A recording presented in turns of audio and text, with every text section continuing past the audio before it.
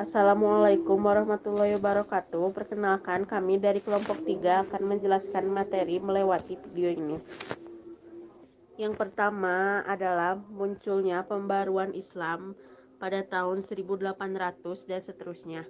Harun Nasution 1985 membagi periodisasi sejarah kebudayaan Islam menjadi 3 garis besar. 3 periode besar tersebut adalah: 1. Periode abad klasik pada 650 sampai 1250 Masehi. Periode abad klasik menggambarkan kondisi kejayaan dunia Islam. Islam mencapai kemajuan di abad klasik disebabkan oleh beberapa hal, yaitu: 1. Umat Islam melaksanakan ajaran Al-Quran yang memerintahkan supaya manusia banyak menggunakan akal. 2. Umat Islam melaksanakan ajaran Rasulullah Shallallahu Alaihi Wasallam yang mendorong agar kaum muslimin tidak hanya menuntut ilmu agama tetapi juga mempelajari ilmu-ilmu lain yang bermanfaat bagi kehidupan. 3. Ulama yang berdiri sendiri. Para ulama pada periode ini menolak para tawaran penguasa untuk menjadi pegawainya. Periode besar yang kedua adalah periode abad pertengahan pada 1250 sampai 1800 Masehi. Periode abad pertengahan menggambarkan kondisi kemunduran dunia Islam. Ciri-ciri abad pertengahan ini adalah: 1. Ulama kurang berani lagi melakukan ijtihad. 2. Para ulama menganggap bahwa penggunaan akal sebagaimana diajarkan Al-Quran sudah bukan zamannya. 3. Ulama pada periode ini menerima saja karya-karya yang dihasilkan oleh ulama pada zaman abad klasik.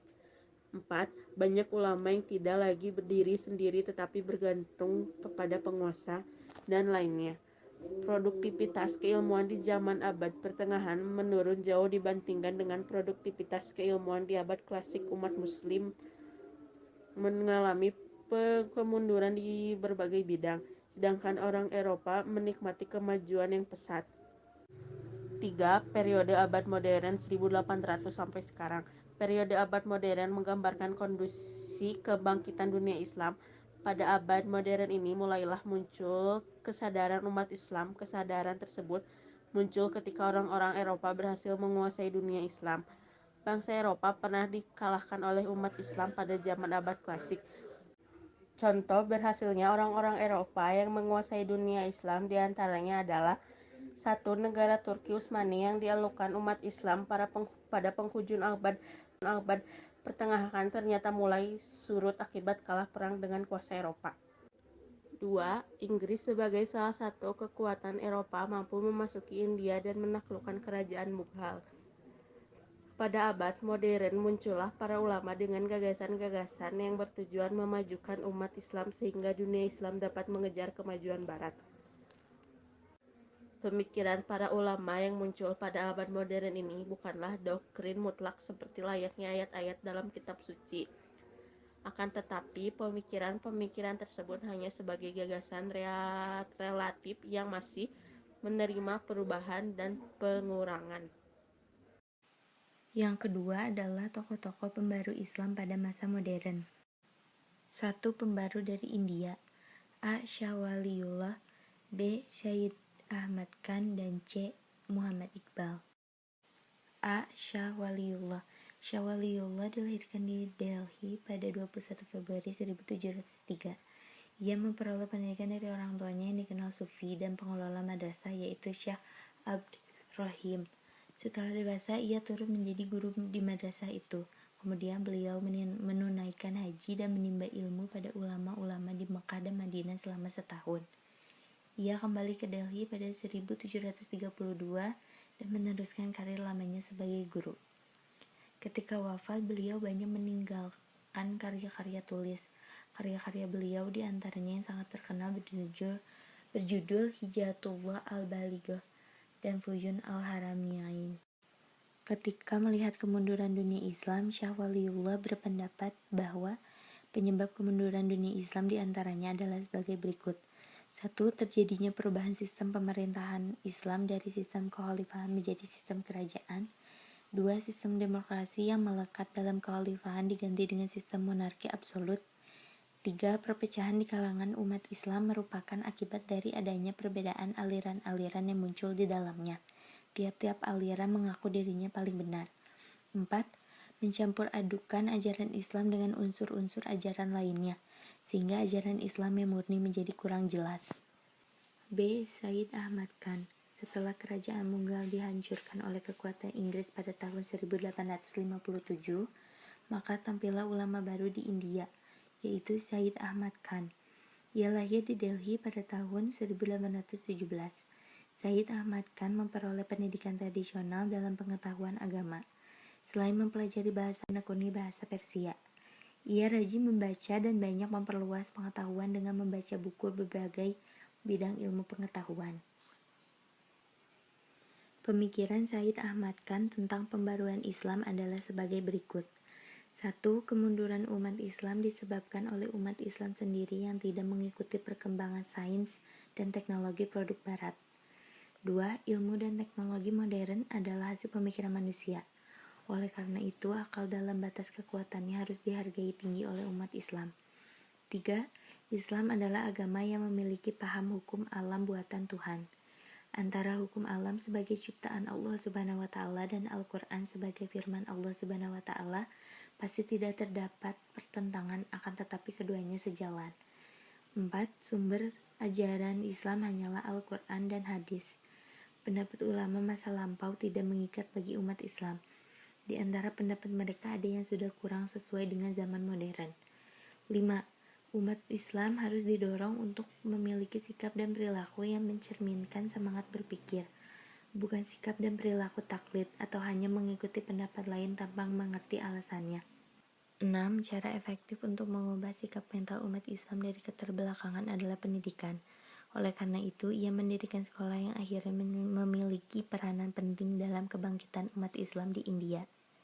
Sekolah tersebut diberi nama Muhammadan Anglo-Oriental College atau MAOC yang terletak di Aligarh.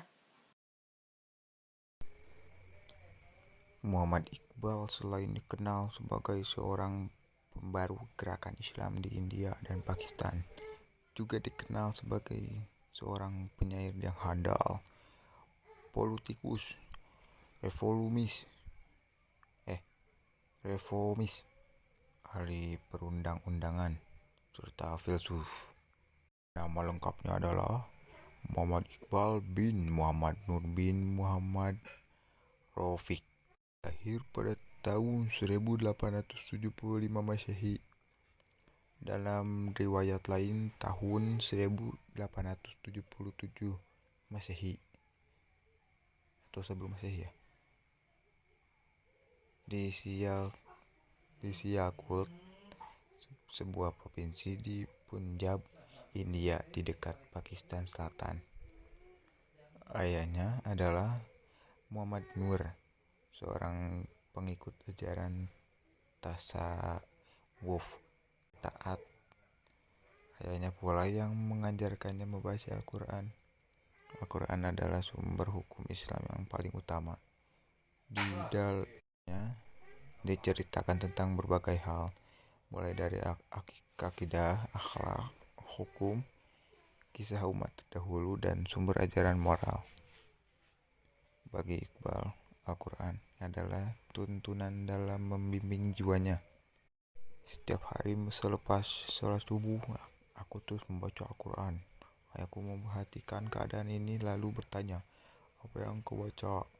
Aku menjawab, "Aku sedang membaca Al-Quran."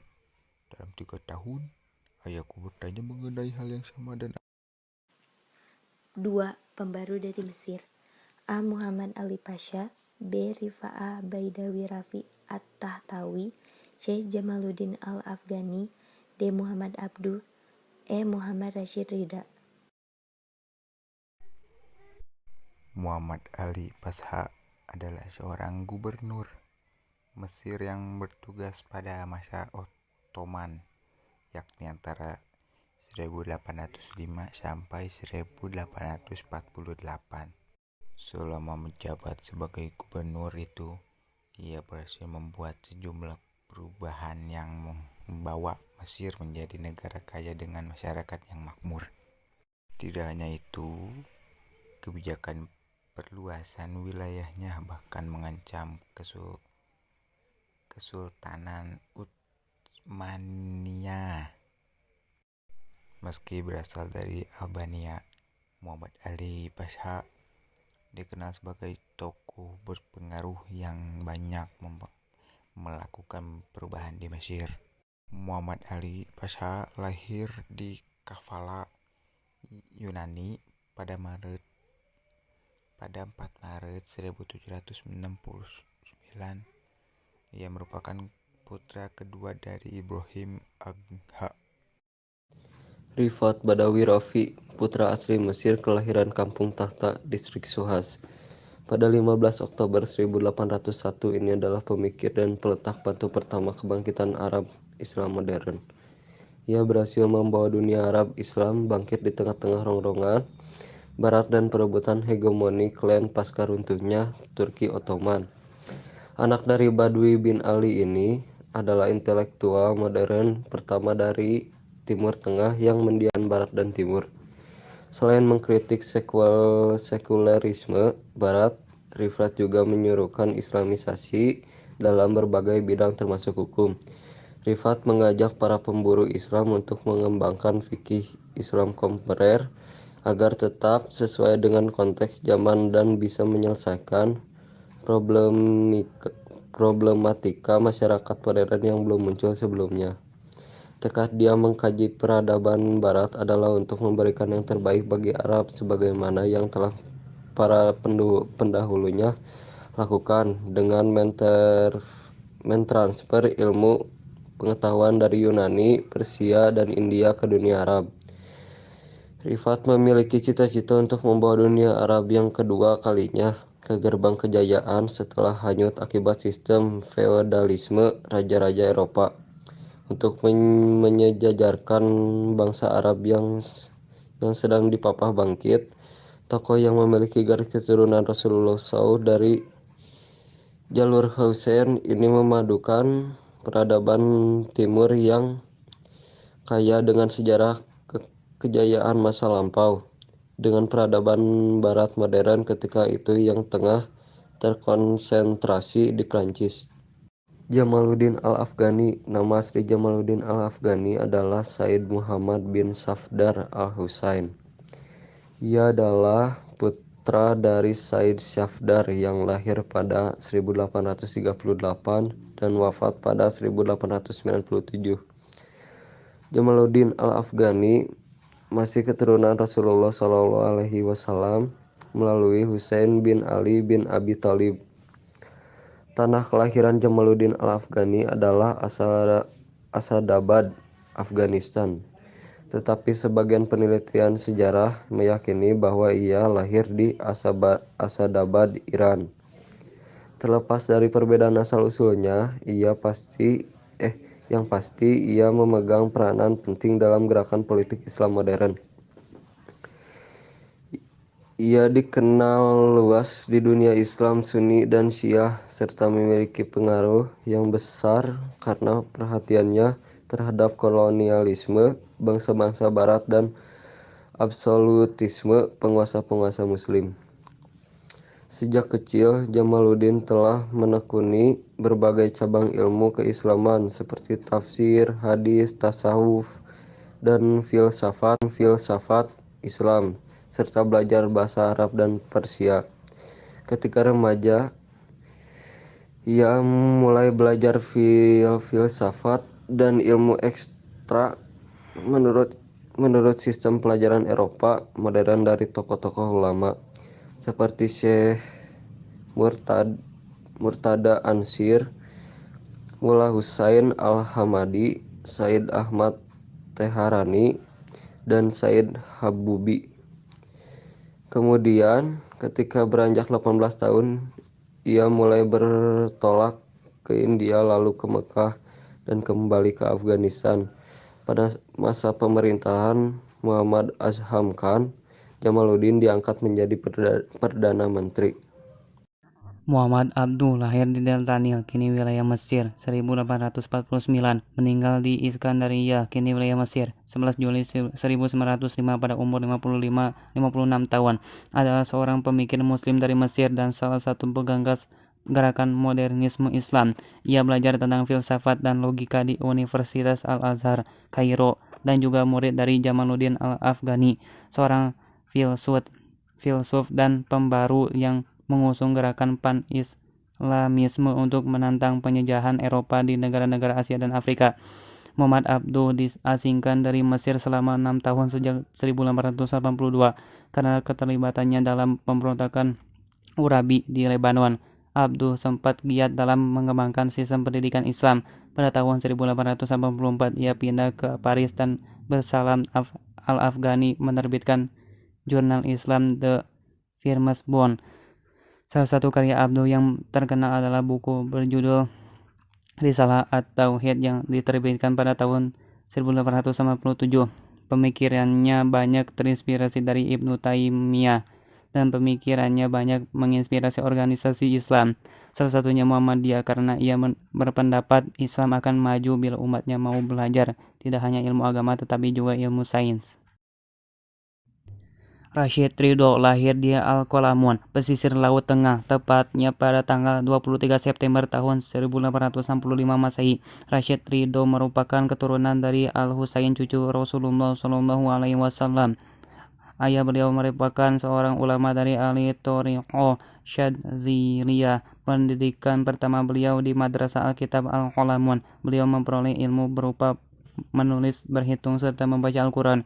Ketika ayahnya mengirim beliau belajar pada Al-Syekh Husain Al-Jiz, tepatnya di Madrasah Al-Wataniyah Al-Islamiyah, tak hanya ilmu agama yang ia pelajari, ilmu modern turut ia pelajari, seperti bahasa Arab, Perancis, serta bahasa Turki. Setelah itu beliau belajar di Madrasah Al-Rasyidiyah di Tripoli. Beliau mempelajari ilmu nahwu, sorof, menghitung, dasar-dasar geografis, akidah, ibadah, bahasa Arab, serta bahasa Turki. Namun beliau di sana tidak terlalu lama. Hal itu lantaran bahasa pengantarnya adalah bahasa Turki. Rashid Ridho memperoleh juga tentang ilmu dan jiwa keagamaan dari membaca kitab-kitab karangan Al-Ghazali Ihya Ulumuddin. Kitab itulah yang sangat mempengaruhi kehidupan beliau, terutama sikap patuhnya terhadap hukum serta baktiannya pada agama. 3. Pembaru dari Turki. A. Sultan Mahmud II. B. Nami Kemal. Mahmud adalah Sultan ke-30 dari Kesultanan Utsmaniyah dari 1808 sampai kematiannya pada tahun 1839. Pemerintahannya diakui untuk reformasi administrasi, militer, dan fiskal yang ekstensif yang dia terapkan, yang memuncak dalam keputusan Tanzimat yang dilakukan oleh anak-anaknya Abdul Majid dan Abdul Aziz. Kelahiran Mahmud 20 Juli 1785, Istana Topkapi, Istanbul, Turki. Meninggal pada 1 Juli 1839, Istanbul, Turki. Kebangsaan Utsmani. Nami Kemal, yang dijuluki sebagai penyair kebebasan, adalah seorang penulis dan penyair Turki yang memiliki nama asli Kemal Bek. Pada 1863 ditunjukkan menjadi penulis biografi Wikipedia. Kelahiran Nami Kemal 21 Desember 1840, Terirdag, Turki. Meninggal pada 2 Desember 1888, Chios, Yunani.